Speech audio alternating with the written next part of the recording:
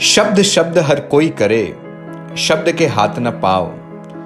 एक शब्द औषधि करे, एक शब्द घाव।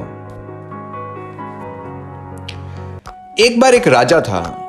उसके पास एक बेहतरीन घोड़ा था जो राजा को बहुत प्रिय था।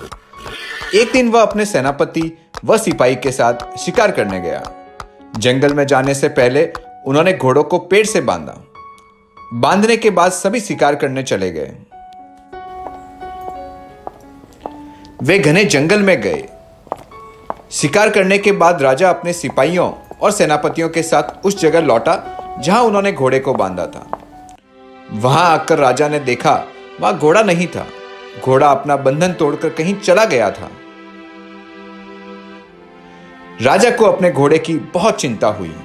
उसने एक सिपाही को बुलाया और कहा, जंगल में जाओ, देखो मेरा घोड़ा ज्यादा दूर नहीं गया होगा, उसे ढूंढ कर लेकर आओ। राजा का आदेश पाकर सिपाही जंगल में घोड़े को ढूंढने निकल पड़ा। जब वह जंगल में घोड़ा ढूंढ रहा था तो एक रास्ते में एक अंधा व्यक्ति मिला। सिपाही अंधे के पास पहुंचा और पूछा, हे आदमी, तुझे यहां से कोई घोड़ा गुजरते हुए दिखा क्या? अंधे व्यक्ति ने जवाब दिया, मुझे घोड़ा कैसे दिखेगा, मैं तो अंधा हूं। इस पर सिपाही बोला, अच्छा तुम अंधे हो? उस घोड़े के पैर में घुंघरू बंधे हैं, तुम्हें घुंघरू की आवाज आई क्या? अंधे बाबा ने जवाब दिया, नहीं मान्यवर, मुझे कोई घुंघरू की आवाज नहीं आई। इधर राजा सिपाही का इंतजार कर रहा था। बहुत समय तक सिपाही नहीं लौटा तो राजा की चिंता और बढ़ गई। उसने सेनापति से कहा, सिपाही तो आने में देर कर रहा है, अब आप जाइए और घोड़े का पता लगाइए। राजा की बात सुनकर सेनापति जी भी घोड़े को ढूंढने जंगल में निकल पड़े। वे भी उसी रास्ते से गए जिस रास्ते से सिपाही गया था। उन्हें भी वह अंधा बाबा रास्ते में मिला। सेनापति अंधे बाबा के पास गया और पूछा, तुम अंधे लगते हो, तुमने कोई घुंघरू की आवाज सुनी क्या जो एक घोड़े के पैर में बंधी थी? अंधा बोला, नहीं मान्यवर, मुझे कोई आवाज नहीं सुनाई दी। सेनापति भी आगे घने जंगल में घोड़े की तलाश में चला गया। इधर राजा का इंतजार बढ़ता गया। राजा की घोड़े को लेकर चिंता और बढ़ गई। राजा ने थोड़ी देर इंतजार किया और बाद में उन्होंने खुद ने घोड़े की तलाश करने का निर्णय किया और राजा भी जंगल में निकल गए। वे भी उसी जगह पहुंचे जहां वे अंधे बाबा बैठे थे।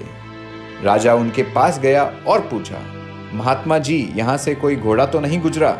कोई घुंघरू की आवाज नहीं आई? अंधे व्यक्ति ने कहा, नहीं राजन, मुझे तो कोई आवाज सुनाई नहीं दी। अंधे का जवाब सुनकर राजा चौंक गया। उन्होंने कहा, महात्मा जी, आप तो अंधे हैं, आपको तो दिखाई नहीं देता, आपने कैसे पहचाना कि मैं एक राजा हूं?